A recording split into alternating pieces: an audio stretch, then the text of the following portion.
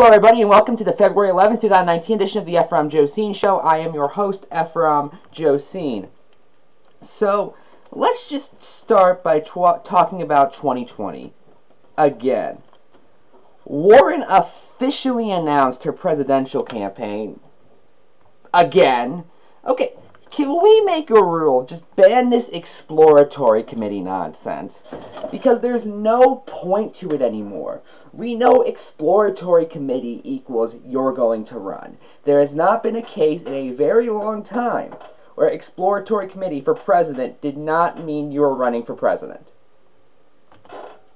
Honest to God, I know I'm trying to be the straight shooter with you, but if you did not think Elizabeth Warren was going, even after the DNA scandal, then you're just there.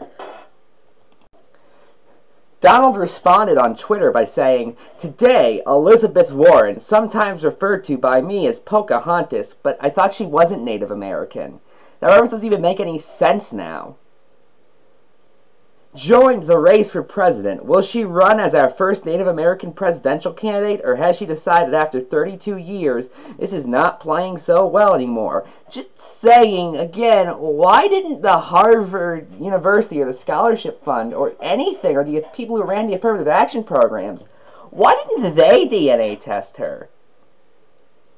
This is obviously other people are abusing the system. She just got caught. Why don't you address that? You're the president. You can address that. Hell, call it the Warren Act. I don't care. Just do something about that. See you on the trail, Liz. Get it? It's funny because the Trail of Tears happened. Again, side note, look, we all know that was probably a racist comment. But I thought Warren wasn't Native American.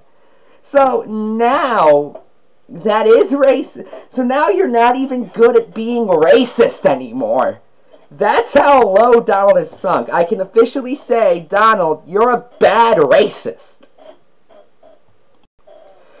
It's like me going up to an Irish guy and talking about being whipped as a punishment. First off, that would be pretty racist. But second off, that'd just be stupid. I'd look like an idiot for doing that. Although, to some people I already do look like an idiot doing political commentary on a Nightmare Before Christmas pajama shirt. So, who knows? But in the dead cold of the Midwest, Amy Klobuchar announced her presidential candidacy, leading Americans everywhere to ask, who? She's a senator from Minnesota, who is basically a ghost in compared to anyone, most notably because she refuses to go on most mainstream media networks. Her only reference to any sort of popular culture was she was played on SNL during the Kavanaugh hearings. Like most political figures. But, okay, is she any good?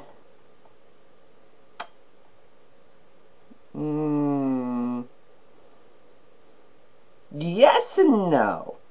If you supported the Obama administration, you'll almost certainly support a Klobuchar administration, as she basically just sort of went the same route as Obama, with one or two exceptions. Most notably, she was against the TPP. And she even supported things like Tulsi Gabbard's,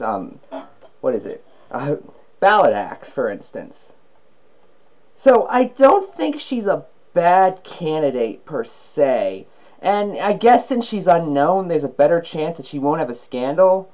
However, at the same time, if you want a centrist, Gillibrand already has that filled perfectly.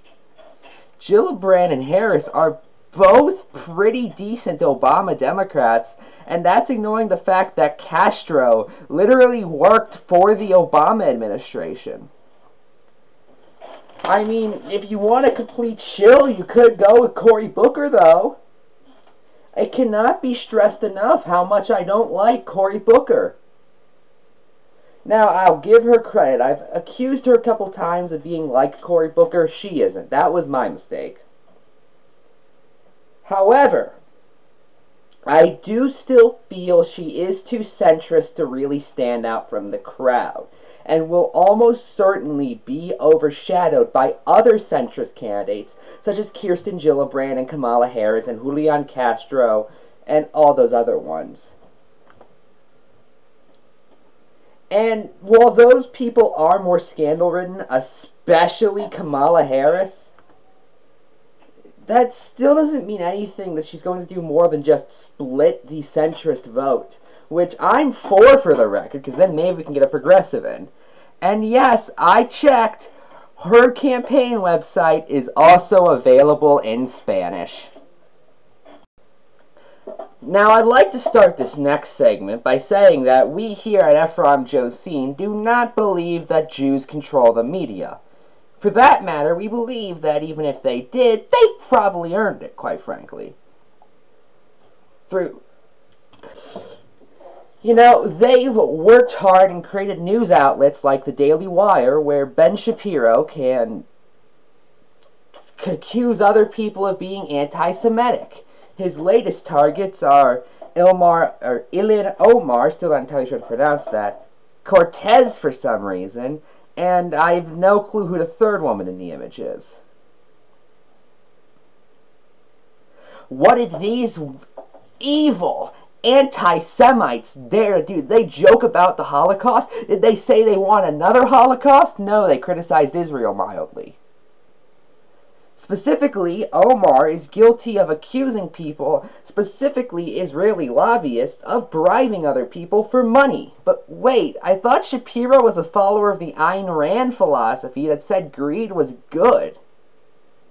So, greed is good, but if you call Jews a positive thing, you're an anti... free market fundamentalism really doesn't work in some cases. I'm just gonna say that here and now. Omar also had the gall to say that a known Israel lobby group lobbied for Israel. I know, insane, am I right? Because Jews are unable to lobby? Oh, and there was that time where she said that Israel hypnotized the world. In 2012.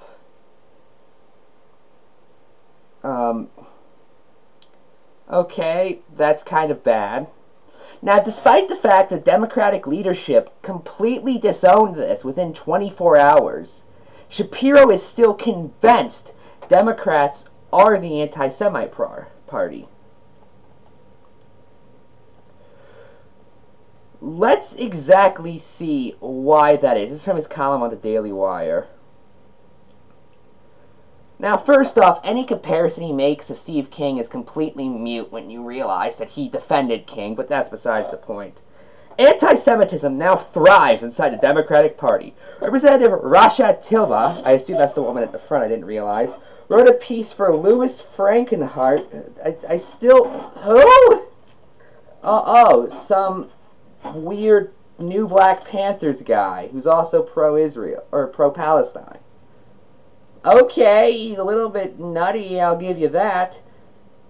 But you encouraged bombing civilians. If you want to talk about what's in your past, let's talk about that. And that wasn't you ghostwriting for Dick Cheney or someone. You wrote that and apologized for it, to your credit. But you still wrote it. She's welcomed in the party. Linda Sarceris, who, from my understanding, has backed down on a lot of her pro-Sharia law views, continues to be an ally to the new Democratic fresh face trademark, as well as more establishment names like Senator Kirsten Gillibrand.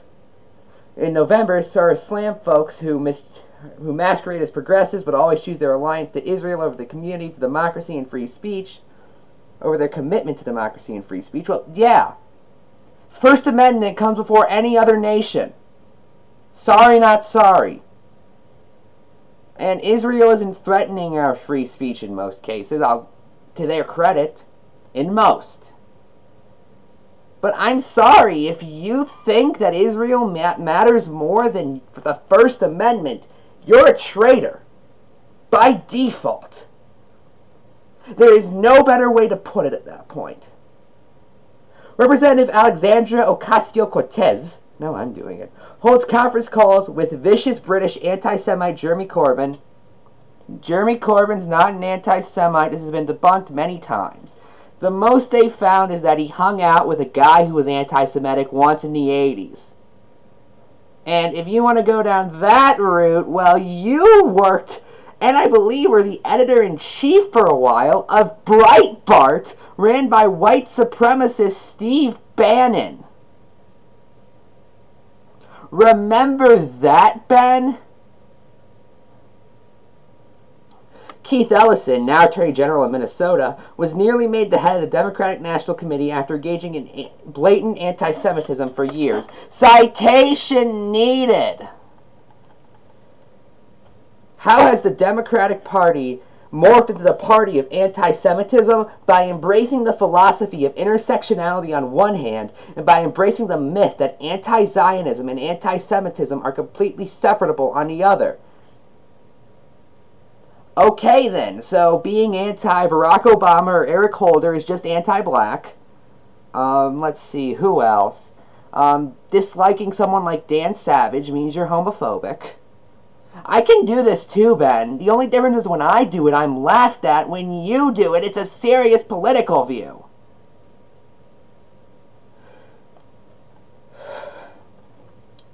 Oh, or for that matter, you want to do that? Well, let's hope you don't criticize Iran.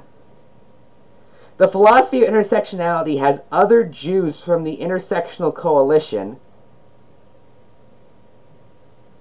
By definition, it can't, and if they're not doing it, they aren't acting in that manner.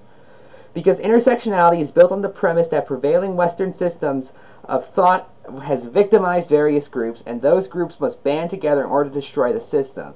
Those who have thrived under the West must be excised from the intersectional and allomadric. We get it, dude. You want a thesaurus. Being as they are representatives of the fact that Western thought is not, in fact, rooted in evil. The Jews are simply too financially, educationally, and politically successful, so they control the world. Okay.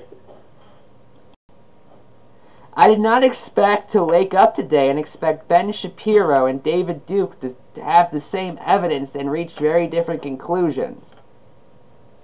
Seriously, that's what this comes down to. You and David Duke and all the other anti-Semites believe the same thing with that sentence. You just consider it a great thing. Stacked on top of that emotionally resonant bigotry is an intellectual lie. Ooh, Ben's getting big today. That opposing the existence of the only Jewish state on the planet Earth is somehow separable from base Jew hatred. Hey, Ben, do Scientologists have their own state? You know, well, they must deserve one just by existence. What about people who believe in the Force? This argument is so idiotic, and it's based basically entirely around identity politics, which is something I could have sworn 10 minutes ago Shapiro fought against when it was a black guy. Notice how when it's a group he's a part of, it's his favorite thing in the whole wide world. The rest of this article is stupid, and I don't want to read any more of it. Okay, one more thing. I know this has already been going on for a while, but I could not pass this up. Now, Candace Owens had an absolute meltdown recently. It involved some Hitler comments, and Chelsea Clinton got involved, and then she started saying Bill Clinton arrested black people for being black, and all this. It was weird. However, you guys remember Eve magazine, that conservative women's magazine that really wants to be Cosmo, but isn't Cosmo because Cosmo's for degenerates. It's the worst thing I've ever read. Well, they did an interview with Owens, and I read it. There are like a million things wrong here. So the article you can find on evemagazine.com. Side note, it's not a magazine if it's a website. nitpick, I know, but it bothers me a little. And it's just called Dear Black Americans. Because, again, we're against identity politics. Candace Owens wants to talk to you about your future. I'm going to be skipping around in this. This is on the history of racism in America. Brittany, that's the interviewer. If you ask many Americans which political party is the party of preference for racists and white supremacists, the answer seems clearly Republican.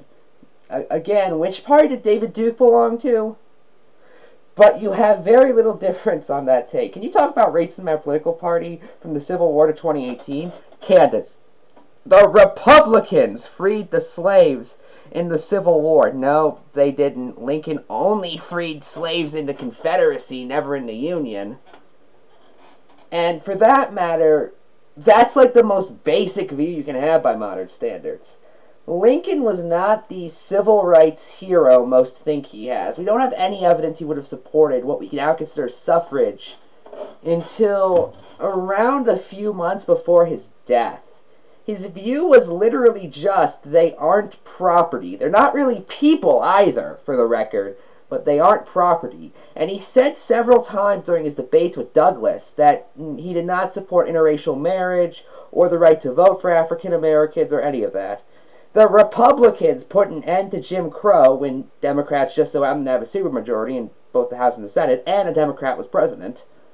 The Republicans were the first to elect a black American to Congress. Yeah, and they elected 3 before a Democrat won.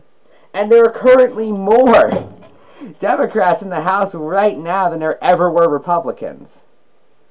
Under no interpretation can Democrats claim to be the party of inclusivity, and yet they have managed to, by gathering control of the educational system and effectively presenting a revisionist history. So what you're saying is it shouldn't be a state issue, because then I'm being a tick.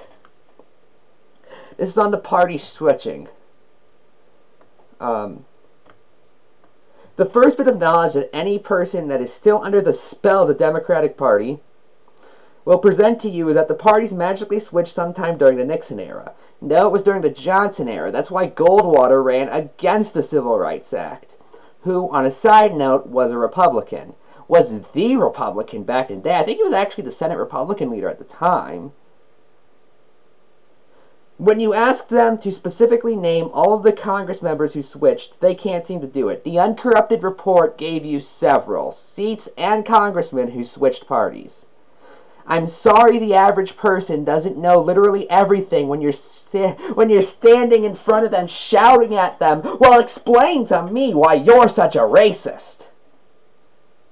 I imagine Candace Owens is just the exact same way of speaking that Laura Loomer does. They know it happened, but they can't seem to tell you how it took place. Yes, we can. Or who exactly was involved. Let's see, Strom Thurmond, Jesse Cochran, Thad Cochran, sorry, Jesse Helms. Just off the top of my head, Wallace was rejected by the DNC several times.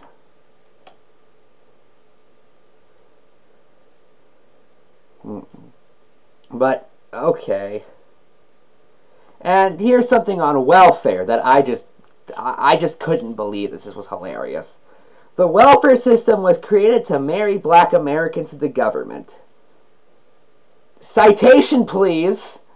Like, at least with things like Davis-Bacon, you have evidence that's the excuse they gave.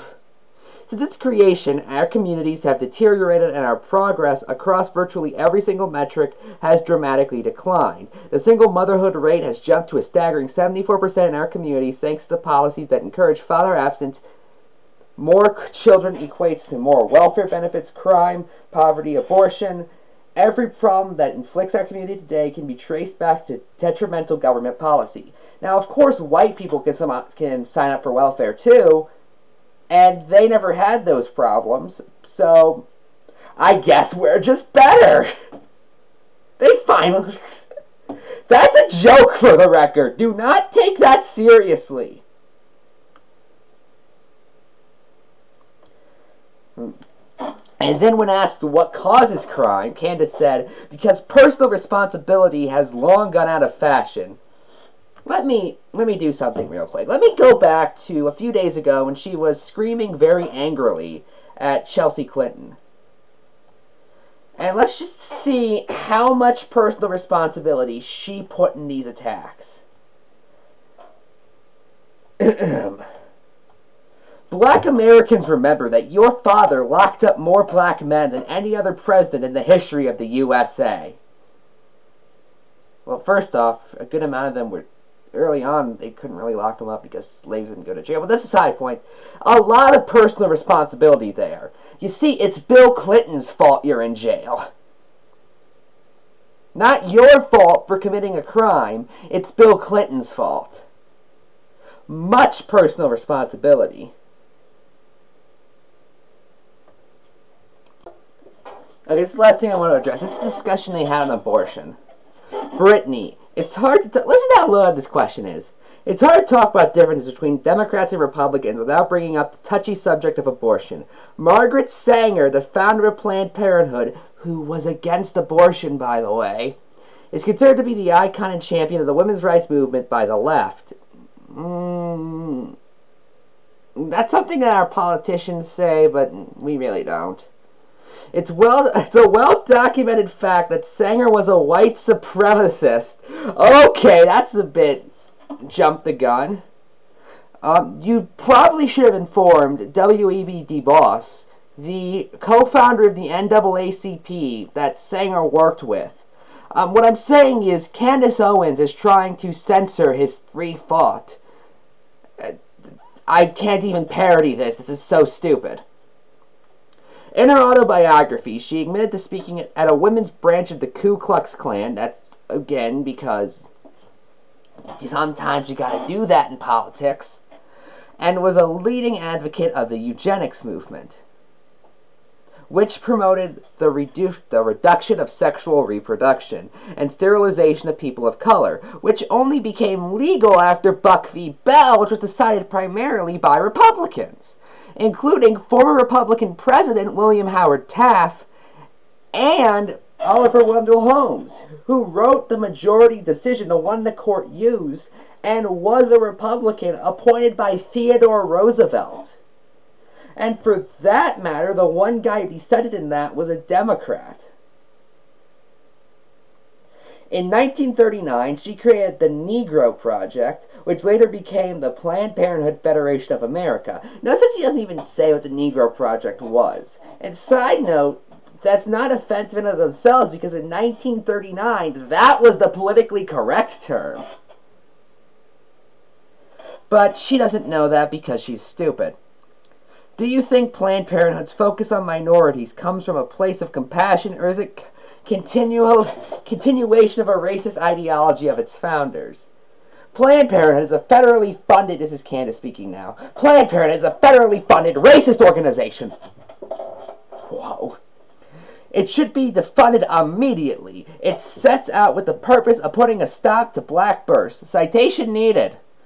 Its stated mission, again, citation needed, was to put a stop to black population growth and explain why white people can get abortions. You'd think they wouldn't allow that, then? Like, this is the dumbest thing I've ever read. Like, you would think they would, I don't know, put up signs that say white people not allowed, then. Reverse Jim Crow laws right there. Although, is it reverse if it's killing them? I don't know. Perhaps more horrific than its genesis is its current outcome.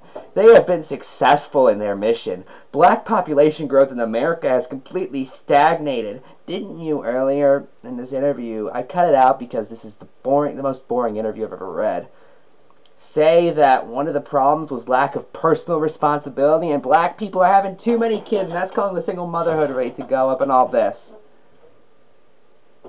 So they need to have lots of kids.